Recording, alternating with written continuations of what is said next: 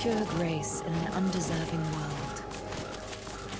The spirit ignores your presence, busy as it is resisting the pull of another, the ancestor tree, trying to take its source. All you feel is its resistance, and its hate for the rebellious scion. The spirit ignores your presence, busy as it is resisting the pull of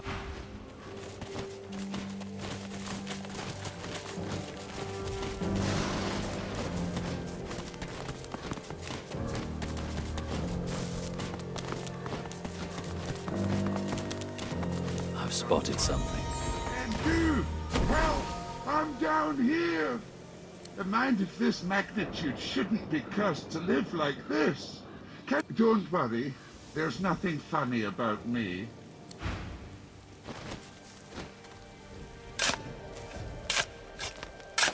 I'm waiting. The skeleton tries to brush the dirt from his clattering bones, then frowns. The moistest bits are still stuck in his cracks and crevices. Thanks. You're probably looking for a reward, but I haven't got much. Except, you know, the wisdom of the ages. He pokes a finger against his ossified head. I'm a bit of a philosopher, you see. Not much else to be, what with all that thinking time.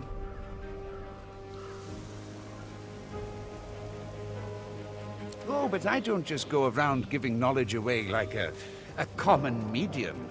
The skeleton pauses and sighs, then straightens his spine with a clatter. A soul bond will settle it. A battle of wits. Then the cosmos itself will decide who can better face the truth of our own essence, me or you. A weak soul may not survive the bond, but I'm sure you'll be just fine. Oh, it's easy. We link up souls and share our innermost beliefs. Think of it like an innocent little duel. The winner remains comfortable with their personal truths. The loser, well...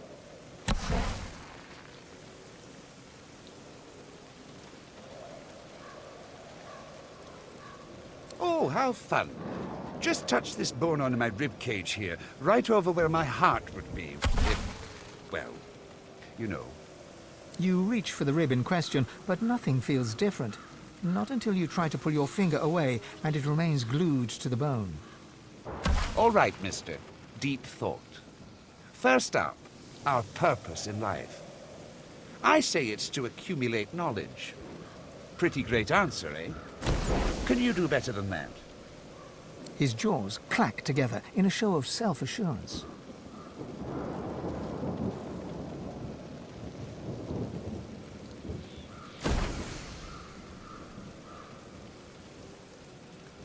You question your response the moment it leaves your lips. Your entire body shivers anxiously as you wonder, what is this life's true meaning? You poor, precious, pathetic thing. That's what happens when you gaze into an unseasoned soul. Let's see if you can do better this time. Tell me, Sammy Smarty Pants, is there such a thing as free will? I say no. The gods guide our every move. I dare you to outsmart me now.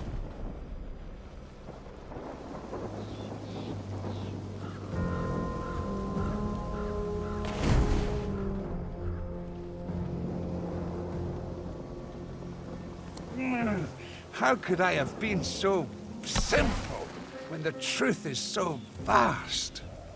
Well, I won't let you outshine me again. The skeleton hangs his head low, then yanks it upwards again. Is there a difference between right and wrong? The truth is that there is not. Only action and consequence. Oh-ho! I got you there.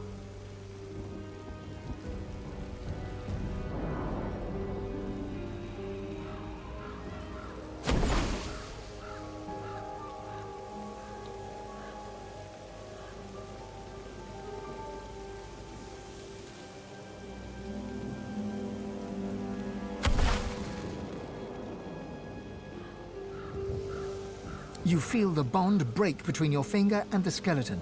You pull your hand quickly back to your side. Inner doubt rips through your mind, soul, and body. The pressure builds and builds. Such a pity.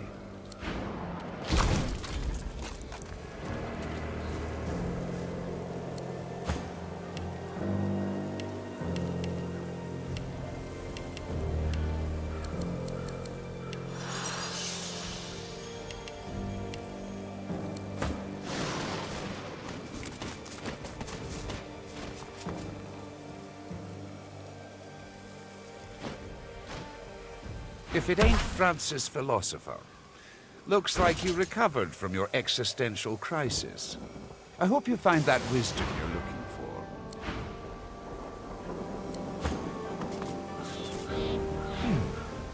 Do you ever meet a true philosopher? He pokes a finger against his... You found one right here. Oh, but I don't... The skeleton A soul bond will settle it, but I'm sure you'll be just fine. I don't blame you. He pokes a finger. You found one right here. Oh, but I don't... The skeleton... A soul bond, but I'm sure you'll be just fine. Oh, how fun. You reach for the rib in question, but... All right. His jaws clack together in a show of self-assurance. You question your response the moment it leaves your lips. You poor, precious, pathetic thing. Let's see if you can do better this time. I say no. The gods guide our every move. I dare you to outsmart me now. How could I have been so simple? Well, I won't let you outshine me again. The skeleton hangs his head low. Then... Is there a difference between right and wrong? The truth is that there is not. Only action and consequence. You feel the bond break between... Inner doubt rips through your mind. Such a pity.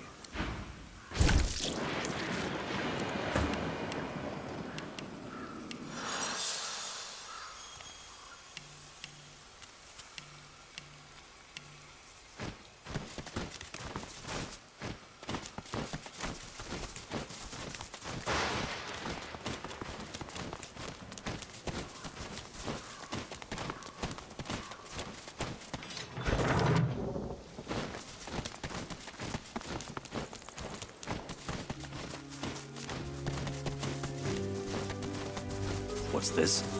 I found something.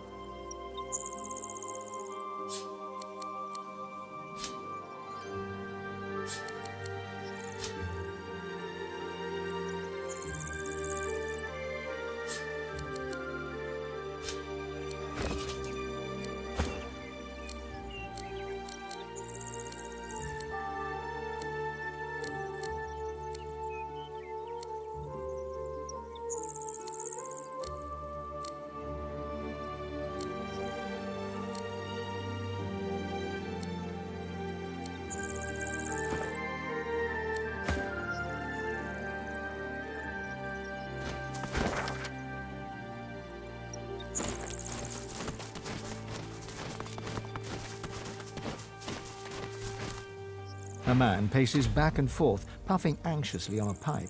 His face is creased with tiredness. The faint coppery hue of dried blood stains his hands. If you're looking for healing or the like, then you'd best look elsewhere. My plate is full for now. The man chomps on the bit of his pipe, generating a small cloud of nervous smoke. Finally, he plucks it from his mouth and clears his throat. I came by a new patient, a young woman, very troubled. I'll do what I can for her, but I'll need to concentrate. And that means... He gestures with his pipe for you to leave. This isn't someone with a broken leg who needs to be held still. This is serious and dangerous. I doubt you could help.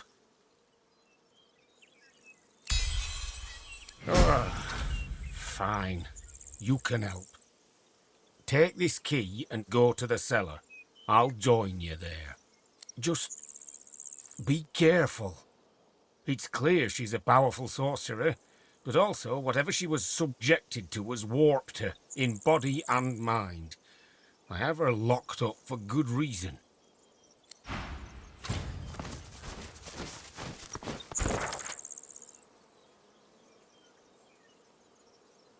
What could have done this to her?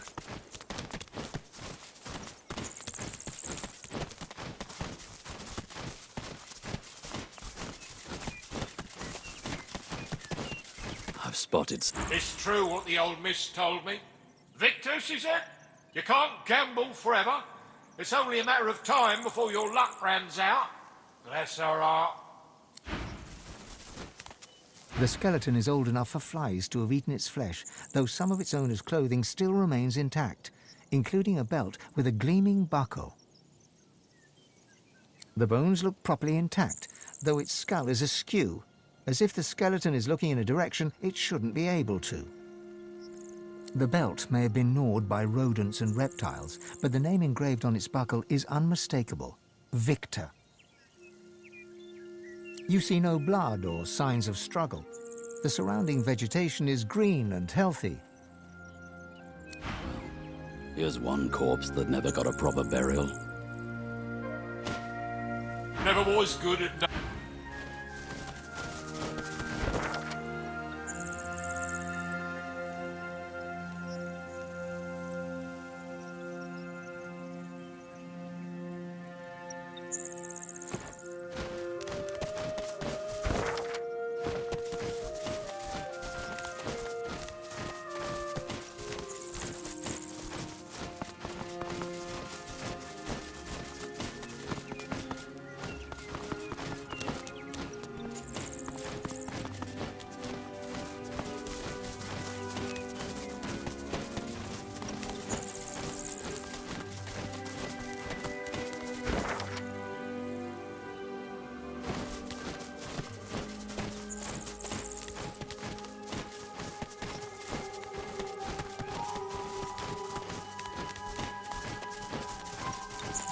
Four deer stand in formation near a crumbling altar. Three stags, fawn-coloured and hearty, gaze cloudy-eyed at a great black skeleton glowing an eerie green. Now. No. Now.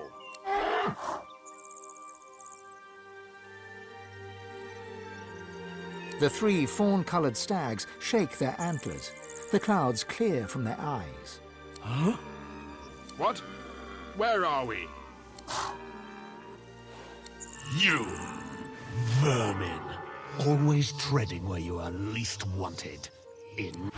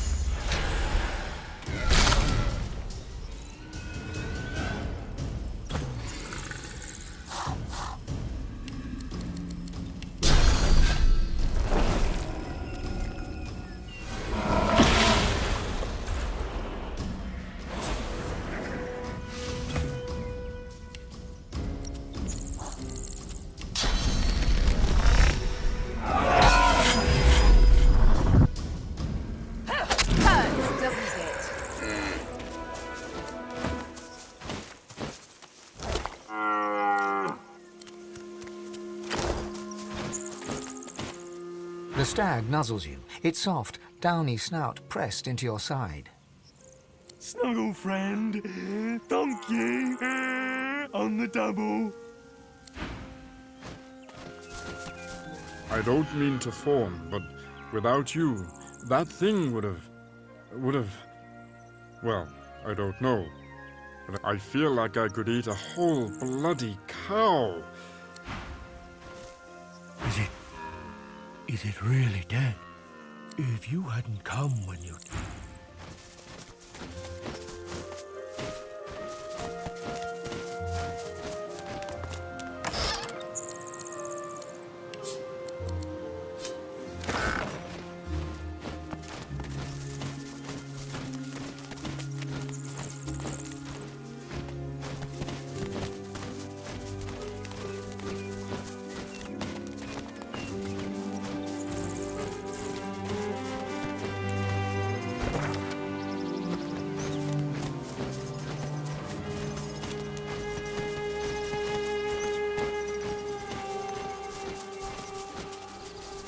You recognize Diana, the runaway scion from Fort Joy.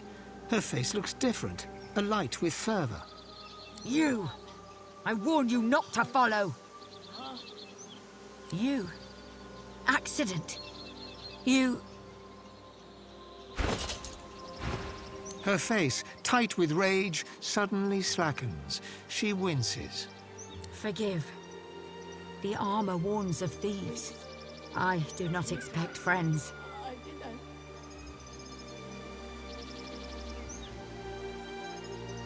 I am better. I find another thief, and the armor reveals much. She gestures at the bound Magister and freezes as if listening. Yes, yes. Simpler to show them. Come. Watch. Do not touch. Come here, Duran.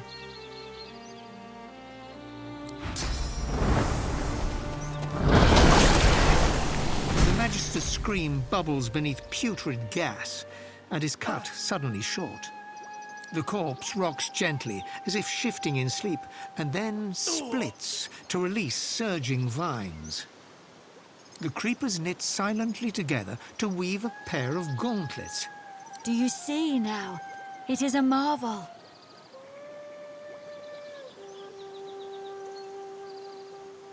It only begins. The presence within grows to complete the armor. It is a holy act. The thief is unworthy soil from which to grow, but it hurts her, and that is enough. 2. My prisoner says they take one to these black pits nearby, the other to Arx. It is said to be a hollow place, stone and fire and filth. I go even so.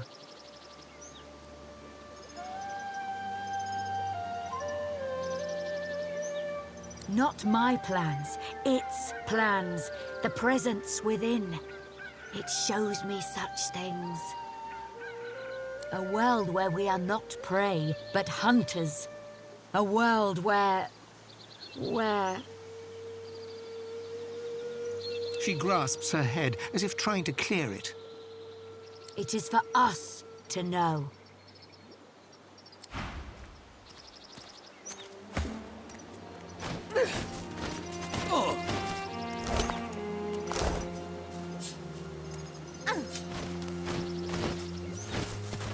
The elven warrior greets you with a scowl. Keep walking, outsider. Hush! The ancestor speaks. She places a hand on her armor, eyes shut, as if straining to hear. Ah! It fades. It must be whole. Then the ancestor can speak freely. No, I must be better. A scion hears the ancestors. I hear only whispers.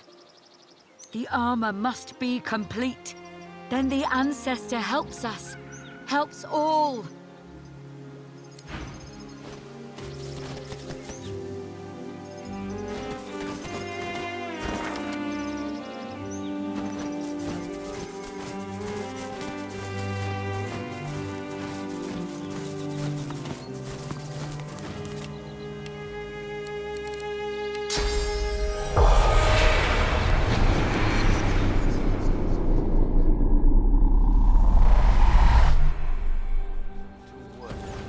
Go no further. We are at ritual. Do not disturb us.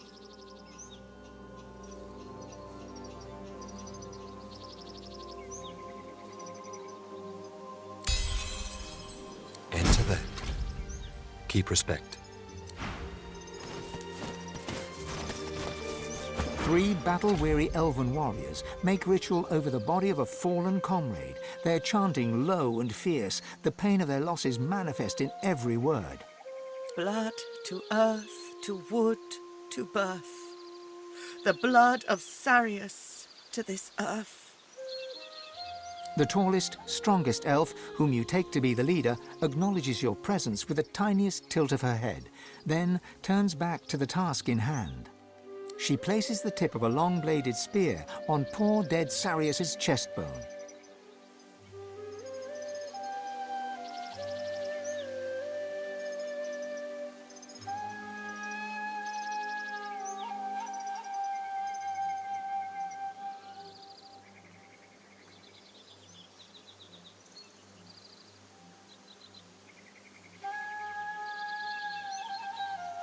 Blood to earth. Her companions reach out and grasp the spear, ready to plunge it into Sarius's heart. Blood to earth. Together you plunge the blade deep into Sarius's heart, then twist it 3 times as is the custom. Blood flows freely to the ground, and Sarius's heart lies neatly cut in 4. Blood to blood. Each warrior plucks a piece of heart and places it in their mouth. Chewing solemnly, their leader looks to you to see what you will do. Saria's memories flood you. A warrior proud and true, you fight the lone wolves at the sawmill for Sahala, your scion, and for the future of all the elves, or all that still remain. But the fight goes ill. You and Tova draw fire that your friends may flee. You die in Tova's arms. With the barest blink, Tova accepts your good wishes, then turns back to the corpse. Sarius is a warrior, proud and true. Blood to blood, earth to earth, wood to wood, birth to birth. Sarius becomes his tree. May Sarius take root. The elves pick Sarius's bloody corpse from the ground. Tova looks to you, then indicates for you to help. Together you send Sarius to his final resting place. His corpse rolls to a stop at the bottom of the pit. The elven leader stands and stares at her fallen comrade. Then she wipes away a tear and turns away.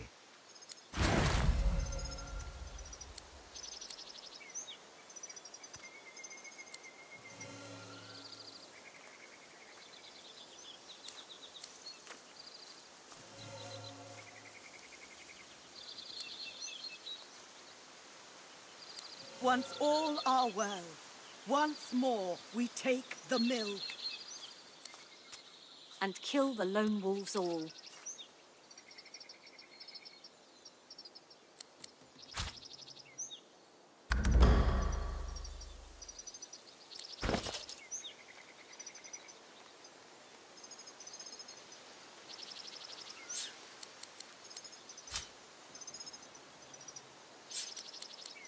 Once all are well, once more we take the mill. And kill the lone wolves all.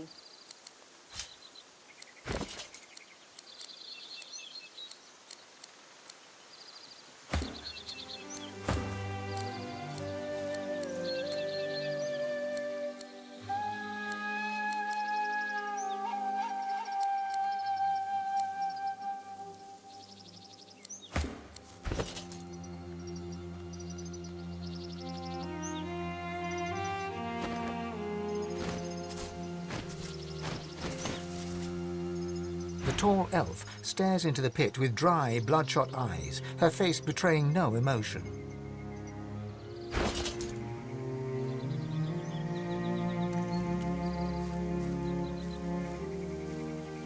Bind that wound that does not fester.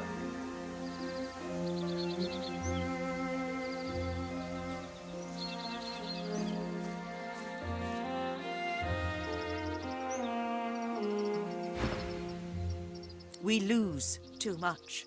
We lose our homes, we lose our safety, we lose each other. She looks into your eyes, her face set in a fierce frown. It is enough. No more. I do not doubt it. The void is too close. It pulls us all toward it. If we do not hold fast, we disappear inside it. You honor us during the ritual. You honor Sarius. You help remember him. You help, but we need help still, or we perish here. Not only these people here, but all of us. I wonder if you honor us once more.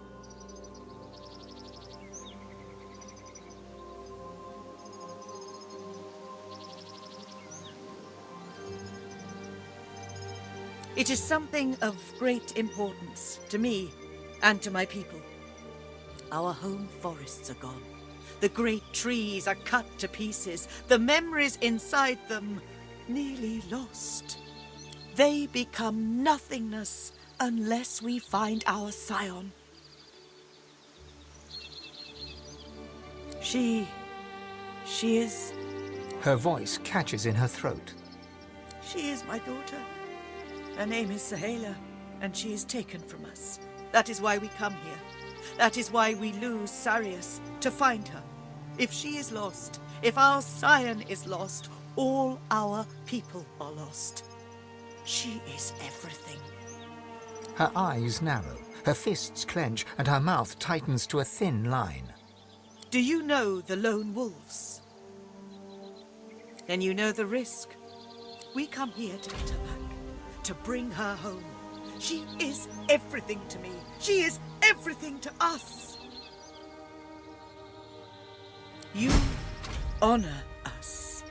I fear it is impossible for one of my kind to enter their base. They know we are here. They expect us. She is taken by their leader, a savage man named Roost Anlon.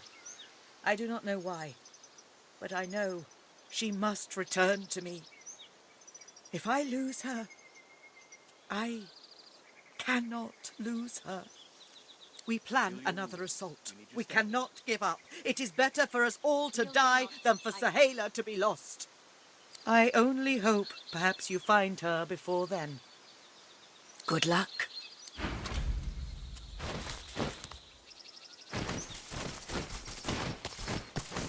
I see you. Once more, we take the mill. And kill the lone wolves all.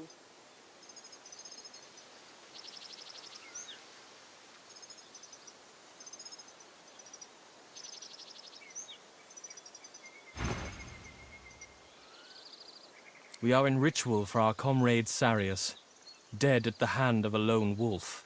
Sarius is a warrior, good and true, but he is not yet lost. May his tree take root and grow.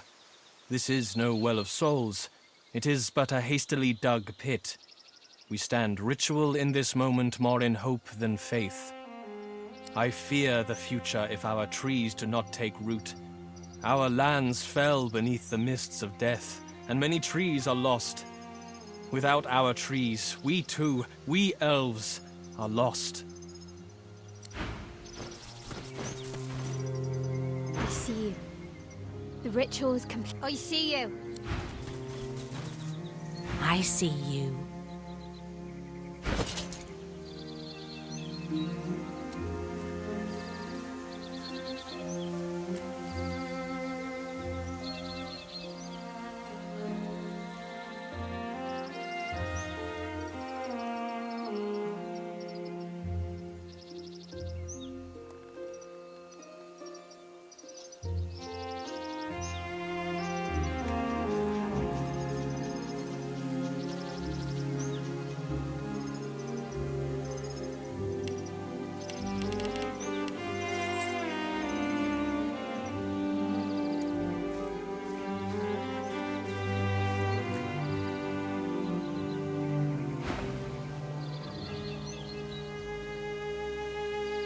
Worry not. The wound tells the eye a lie. In truth, the pain is not so bad. The lone wolf in the mill, who cuts me so, has luck upon his side.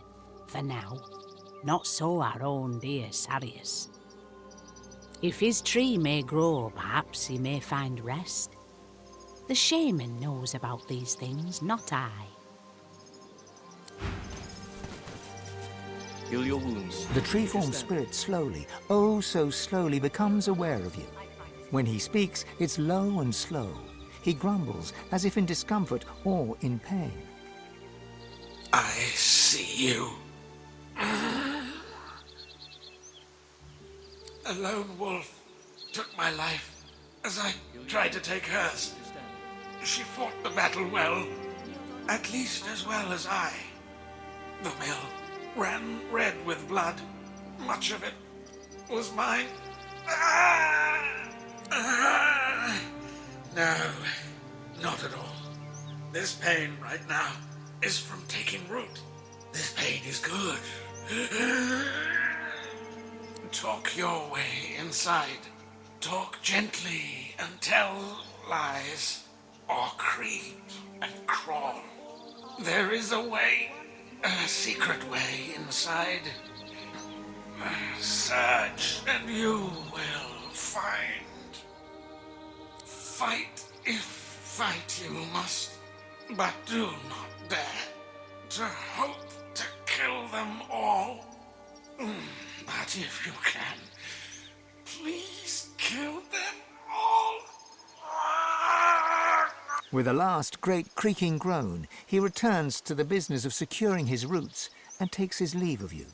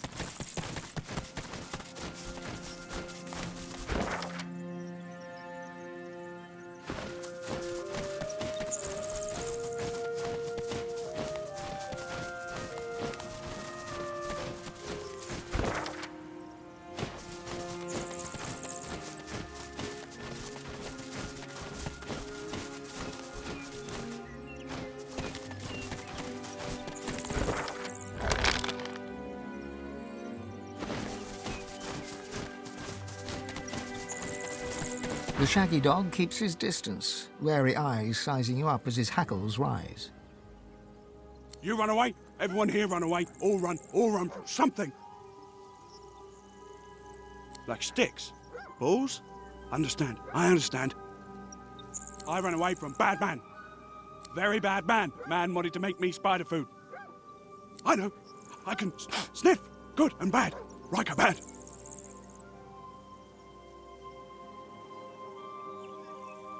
He paws a few tentative steps closer and sniffs all around you, nose wrinkling with concentration. Smell not like dog, like wolf, but not bad like Riker. Good wolf.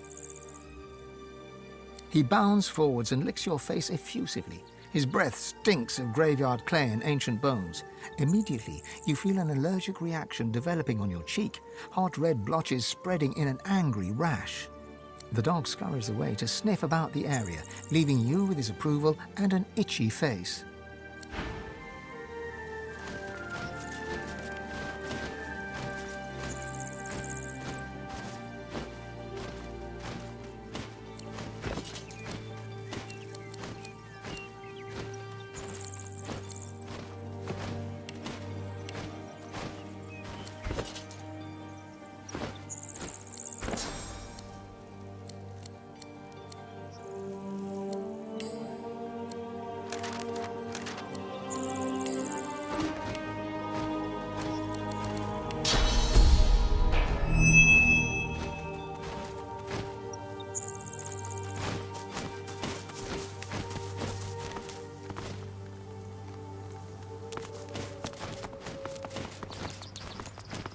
Looks like this place has seen better days.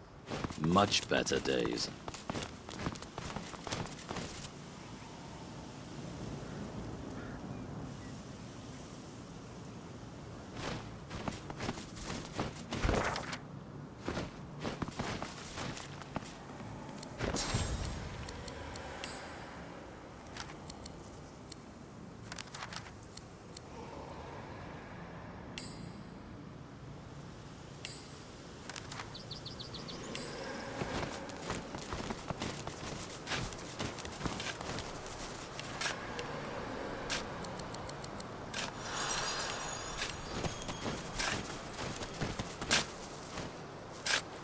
Gareth toils in monotony. Gareth freezes, then turns slowly towards you. His breaths are steady, his voice a monotone. I'm digging my murdered parents' graves. I'd ask that you show your respect. Gareth moves to continue his task, but his cadence falters. He pauses. Silence hangs, begging to be broken. No, of course you didn't. Godwoken, I've seen Seeker's blood seeping into the sand. I waded through corpses on the deck of the Lady Vengeance. But when the lifeless eyes looking back at you are your own mother's, I just didn't know. I didn't know what darkness lied beyond pain. Now, Dallas is pets. Such helpful tools they are too. The abominations do the dirty work and the whites keep their robes clean. Convenient, they're still... Gareth shies away from you. His eyes pass over the half-filled graves, and he takes a shuddering breath. I'm the one who's prayed. An endless litany. How many pleas does it take? How many tears do I have to shed? How much must I lose for the gods to listen? Gareth forcefully exhales and looks past you to the nearby house. You fear... If you'd asked me yesterday, I'd have said they were the only ones left in the Divine Order worth their weight in salt. I have honored their devotion to our lost Lucian. Today, though, I don't know. The Paladins once fought the Black Ring at Lucian's command. The most courageous thing they could do now is turn their backs on the Order. I'm not holding my breath. I've got no use for empty platitudes. Not from some whinging wolf chosen as the seventh. You swear you hear Gareth's pulse, galloping faster than a saddled mount. If you want to help, then you find the craven wight that ordered their slaughter. Anyone that stands between you and truth, no matter the flag they fly or creed they follow, make them bleed!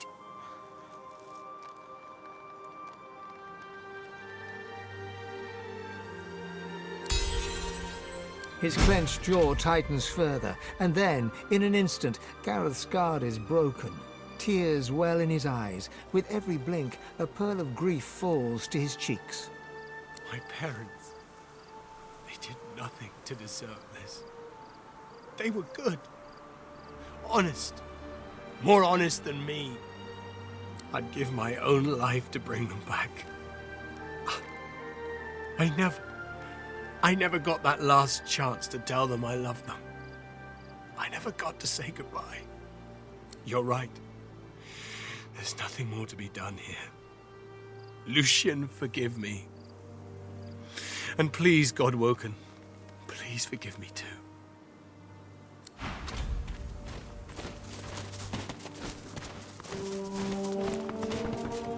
The two paladins Gareth mentioned are arguing in front of the door to the modest farmstead. As they notice your arrival, they stop talking and look at you quizzically. We're guarding this house. Wise to stay well back. There's a bunch of silent monks inside who've tasted blood today. Already killed in there, so they did. They didn't kill anybody. The magisters who control them did. You know Donna, she wouldn't hurt a fly. Not until they turned her. But they did turn her.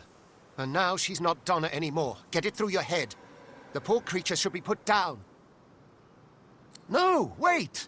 Surely, maybe someday they can be fixed.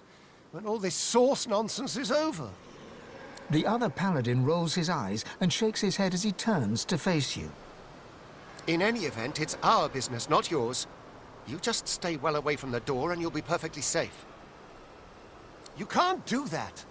They were people who were loved. It's not right to butcher them like cattle.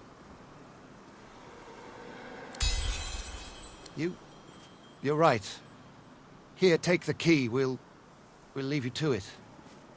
I don't want to see Donna like that again. You'll remember her as she was, Jad. The real her. Paladin William nods his thanks to you, and with a last sorrow-filled glance at the house, Paladin Jad turns to follow his companion away. But Fine.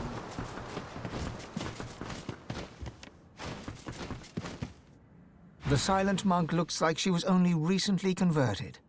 Her face was clearly beautiful. One of her hands trembles, twitching, her eyes squeeze shut, and her whole body...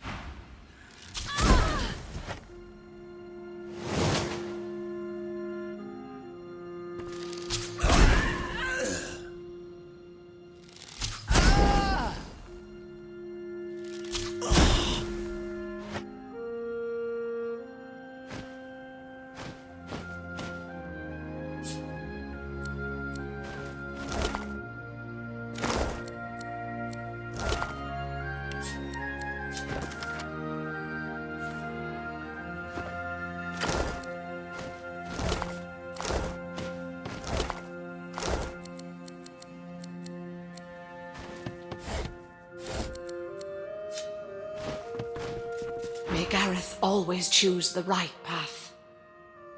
Nothing we didn't see coming. We always knew Gareth was fated for greatness. As a boy, he'd leap through the fields with wooden sword in hand, slaying imaginary demons, protecting us from whatever evil he would dream up. We also knew that good men make enemies. We knew evil would come, and so it did. Not as a demon or as a witch, but as a man Gareth once knew as a friend. Jonathan. He watched eagerly as those shambling husks descended. It seemed like a game to him, like theatre. We would never blame Gareth. The righteous always pay a price. May the Seven will it, he will always be the hero we know him to be.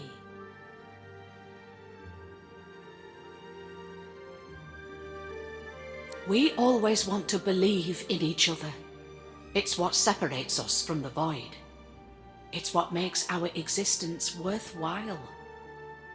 It's what we do next that defines us. We can respond with treachery, or we can rise above. I trust that you will.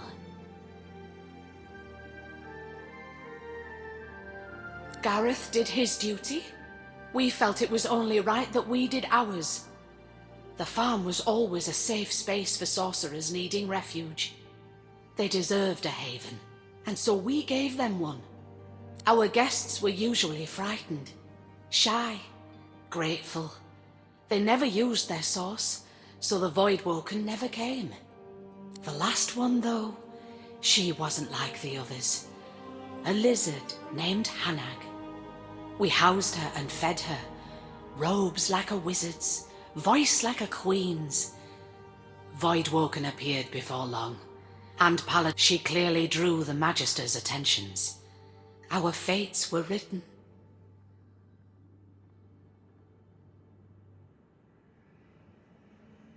I never thought she meant to do us wrong. I don't blame her for fleeing to the Cloister Wood. I worry for her.